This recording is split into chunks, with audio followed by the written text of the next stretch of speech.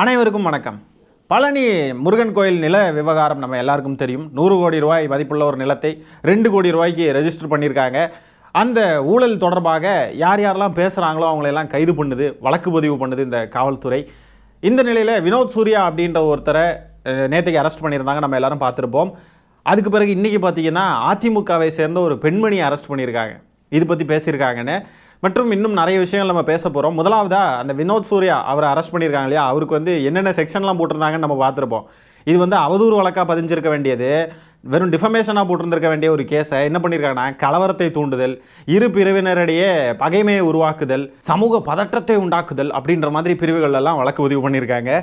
இதுக்கு கோர்ட் என்ன சொல்லியிருக்குன்னு பார்த்தீங்கன்னா, இது டிஃபமேஷன்னா நீங்கள் டிஃபமேஷனை மட்டும் போடுங்க, தேவையில்லாமல் கலவரத்தை தூண்டுதல் இந்த மாதிரி பிரிவுகள்லாம் ஏன் போடுறீங்க, இதெல்லாம் போடாதீங்க அப்படின்னு சொல்லிட்டு தமிழ்நாடு அரசுக்கு கொட்டு கொடுத்துருக்கு நீதிமன்றம். இந்த மாதிரி பொய்யா வழக்கு போட்டு தேவையில்லாமல் எல்லாரையும் முடக்கிடலாம் அப்படின்னு சொல்லிட்டு இந்த அரசு நினைக்குது.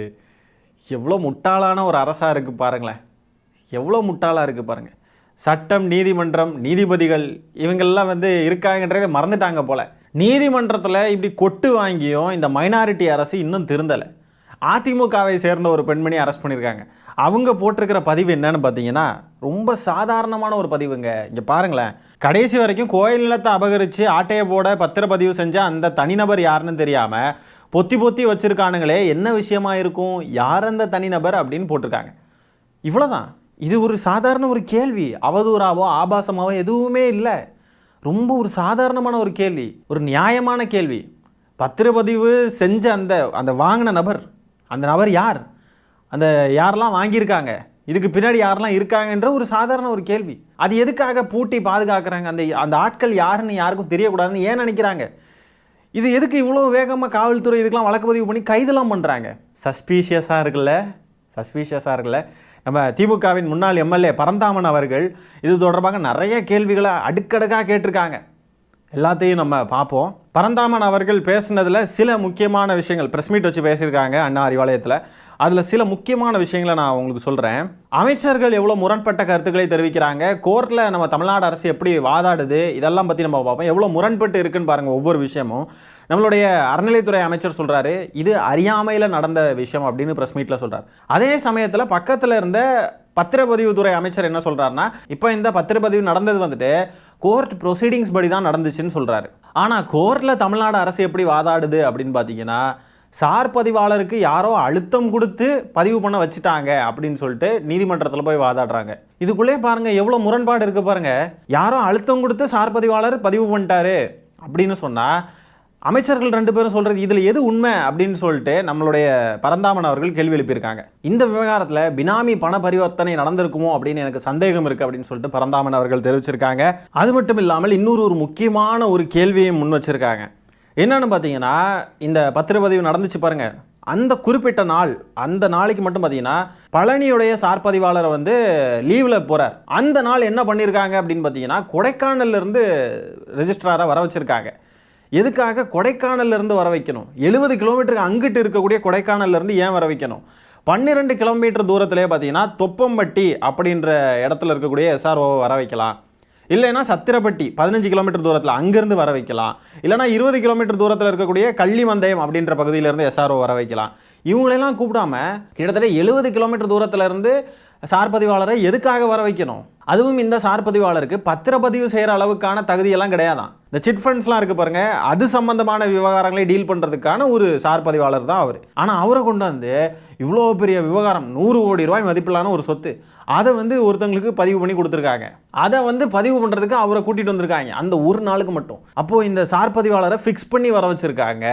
எல்லாமே பிளான். யாருடைய பிளான் இது? அதுவும் இந்த நிலத்தை வாங்கியிருக்காங்க பாருங்கள், அவங்களால 10 லட்ச ரூபா 15 லட்ச ரூபா மதிப்புள்ள நிலத்தை வாங்குறதுக்கான பணம் கூட அவங்களுக்குலாம் கிடையாதான். அவங்களுடைய பேக்ரவுண்டை வெரிஃபை பண்ணி பார்க்குறப்போ அவங்களுக்கு அந்த அளவுக்கான பணப்புழக்கம் அதெல்லாம் ஒன்றுமே கிடையாதான். இந்த நிலையில் இருக்கிறவங்க எப்படி 2 கோடி ரூபா அவங்களுக்கு எங்கேருந்து வந்துச்சு, அவங்களால எப்படி இதை அஃபோர்ட் பண்ண முடிஞ்சிச்சு, இதுக்கு பின்னாடி யார் இருக்காங்க அப்படின்ற கேள்விகள் எழும்புது. இப்போ இந்த நிலத்துடைய பத்திரப்பதிவு நடந்திருக்கு இல்லையா, அது நீதிமன்றத்தால் ரத்து செய்யப்பட்டுருச்சு. இப்போ அந்த பதிவாளர் இருக்கார் இல்லையா, இந்த கொடைக்கானல்லேருந்து வர வச்சாங்க இல்லையா, அவரையும் சஸ்பெண்ட் பண்ணிட்டார் அமைச்சர். இப்போது இதெல்லாம் வச்சு பார்க்குறப்ப அப்போ தவறு நடந்திருக்கு தானே. தவறு நடந்திருக்கு தானே, அதை இந்த அமைச்சர்களே ஒப்புக்கொண்டுட்டாங்க, தவறு நடந்திருக்குன்னு சொல்லிட்டாங்க. அப்போ இந்த மாதிரி கோயில் நிலத்தை திருட பார்த்தவங்கள எதுக்காக இன்னும் வரைக்கும் காவல்துறை அரெஸ்ட் பண்ணலை? கேட்டால் 3 பேர் தலைமறைவுன்றாங்க, யாரையுமே காணுன்றாங்க. ஆனால் இது சம்மந்தமாக கேள்வி எழுப்புறவங்களெல்லாம் கைது பண்ணுறாங்க. ஒன்றுமே புரியலை. கேள்வி எழுப்புறவங்கள கைது பண்ணுது இந்த காவல்துறை.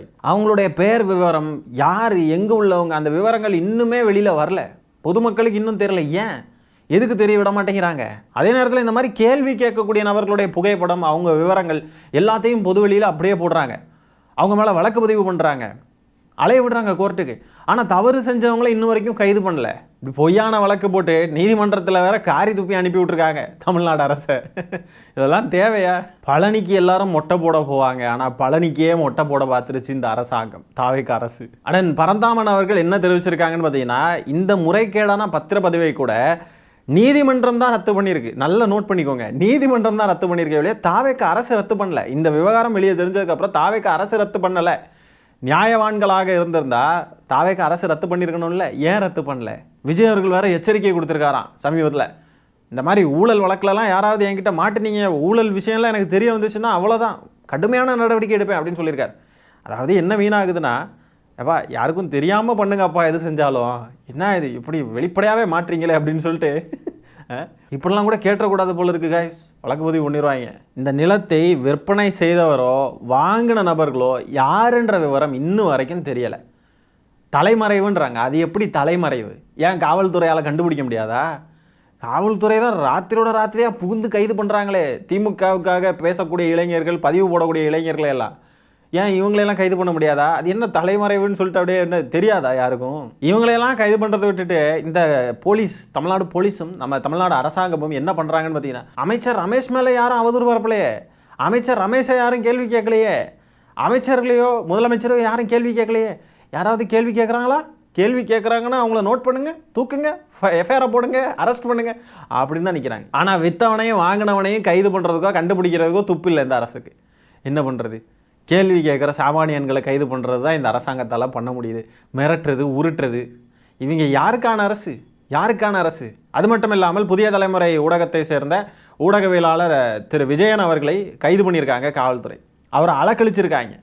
எதுக்காகன்னு பார்த்தீங்கன்னா, அவர் இந்த தாவேக ஆட்சியை கவிழ்க்கிற குதிரை பேரத்தில் ஈடுபட்டார்னு சொல்லிட்டு அவர் மேலே ஒரு குற்றச்சாட்டை வச்சு அவரை விசாரணைக்கு கூப்பிட்டு அலக்கழிச்சிருக்காங்க. இது எந்த அடிப்படையில் அப்படின்னு பார்த்தீங்கன்னா, திருநாவுக்கரசு, இந்த ஐபிடிஎஸ்ஸா இடிபிஎஸ்ஸா ஏதோ ஒரு திருநாவுக்கரசுன்ற ஒருத்தர் அரெஸ்ட் பண்ணாங்க இல்லையா, யூடியூபர்னு சொல்லிட்டு. அவரு கூட தொடர்பில் இருந்தாராம் இவர் விஜயன் அவர்கள். அடிப்படையில் இந்த டிவி டிபேட்ஸில் எல்லாம் இந்த திருநாவுக்கரசுலாம் வந்திருக்கார். அப்போது புதிய தலைமுறையிலே இந்த டிபேட்லாம் நடக்கும் இல்லையா, அந்த ஒரு ஷோ ஏதோ ஒன்று நடக்குமே, நேர்பட பேசா ஏதோ ஒன்று, அந்த ஷோஸ்ல எல்லாம் திருநாவுக்கரசு அவர் பங்கேற்கிறாரு, நெறியாளராக விஜயன் அவர்கள் இருப்பார். ஸோ இந்த மாதிரி பட்ட இதெல்லாம் இருக்க தான் செய்யும், ப்ரொஃபஷனலாக பேச வேண்டிய விஷயங்கள் இருக்க தான் செய்யும்.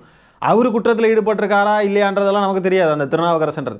ஆனால் அவர் கூட பேசிக்கிட்டு இருந்தார், கான்டாக்டில் இருந்தார், பேசினார் அப்படின்றதுக்காக இவர் வேரத்தில் ஈடுபட்டிருக்காருன்னு சொல்லிட்டு காவல் நிலையத்துக்கு வர வச்சு அலக்கழிச்சிருக்காங்க. அவருக்கும் இவருக்கும் என்ன சம்மந்தம் இருக்குன்றதை தெரிவித்து எல்லா ஆதாரங்களையும் காட்டினதுக்கு பிறகு அவருடைய ஃபோனை பிடுங்கி வச்சுருக்காங்க காவல்துறை. அராஜகத்தில் ஈடுபட்டிருக்கு காவல்துறை. ஏன் இந்த மாதிரி அராஜகம்? எதுக்காக? சமூக வலைத்தளத்தில் பதிவு போடுறவங்க, பேசுகிறவங்கள கைது. எதுவும் ஆபாசமாவோ அசிங்கமாவோ இல்லாத நிலையில் பதிவு இருந்தாலோ பேசினாலோ கூட கைது. இன்னொரு பக்கம் பார்த்தாக்க எல்லாருக்கும் நல்லா தெரிந்த ஒரு ஊடகவியலாளர், அந்த மனுஷன் இவர் கூட கான்டாக்டில் இருந்தார், பேசியிருக்காருன்றதுக்காக அவரை கைது பண்ணி செல்ஃபோனை பறிமுதல் பண்ணி அவரை அலக்கழிச்சுக்கிட்டு இருக்காங்க. இந்த மாதிரிப்பட்ட நடவடிக்கைகளுக்கெல்லாம் இந்த விஜயிஸ்டுகளாக போயிருக்காங்க இல்லையா, கம்யூனிஸ்ட்டுகள், அப்புறம் விசிகா, எல்லாரும் விஜய் ரசிகர் மன்ற தலைவராக மாறிட்டாங்களே, இவங்கெல்லாம் வாயை திறந்து பேச மாட்டேங்கிறாங்களே இந்த அரசு செய்யக்கூடிய அராஜகங்களையெல்லாம். திமுக ஆட்சியில் ஏதாவது ஒன்று நடந்துருச்சு, ஏதோ ஒரு சம்பவம் எங்கேயோ ஏதோ தெரியாமல் நடந்துருச்சு அப்படின்னா கூட, இல்லைனா வேறு ஏதாவது குற்ற சம்பவங்கள் தமிழ்நாட்டில் நடக்குது எங்கேயோ ஒரு மூலையிலன்னு சொன்னால் கூட உடனே திமுக அரசை நாங்கள் வன்மையாக கண்டிக்கிறோம், இதுக்கு நடவடிக்கை எடுக்கணும் அப்படின்ட்டு ஆளாக வரிஞ்சு கட்டிக்கிட்டு வருவாங்க. இப்போ என்னெல்லாம் பண்ணுது இந்த அரசாங்கம்? பேசுகிறவங்களுடைய குரல் வழியெல்லாம் நசுக்குது.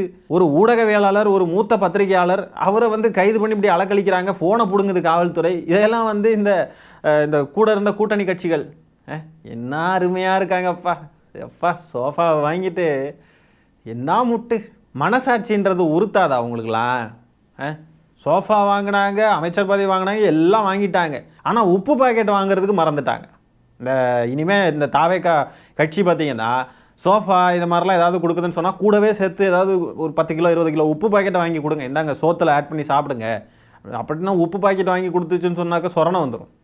அதனால் தாவேக்கா வாங்கி கொடுக்காது அதெல்லாம். ஆகவே இந்த ஆட்சியின் லட்சணம் இப்படி தான் இருக்குது. பேசினா கைது, பதிவு போட்டால் கைது, ஏதோ ஒரு குற்றம் சுமத்தப்பட்ட ஒரு நபர் கூட கான்டாக்டில் இருந்ததுக்காக கைது, இப்படியெல்லாம் பண்ணுறாங்க. ஆனால் குற்றத்தில் ஈடுபட்டவங்களை கைது பண்ணுறதுக்கு துப்பு இல்லை. இதுக்கு பின்னாடி யாரெல்லாம் இருக்காங்கன்றதை இன்னும் வரைக்கும் நோண்டி மக்கள்கிட்ட வெளிச்சமாக சொல்கிறதுக்கு முடியல. என்ன கணக்கில் தான் இந்த ஆட்சி நடக்குதோ. ஆகவே இந்த காணொலியில் நம்ம பேசியிருக்கிற விஷயங்களை பற்றி நீங்கள் என்ன நினைக்கிறீங்கன்ற உங்களுடைய கருத்துக்களை கமெண்ட்ஸில் பதிவு பண்ணுங்கள். இந்த காணொலியை நான் இத்துடன் நிறைவு செய்து கொள்கிறேன். நன்றி, வணக்கம்.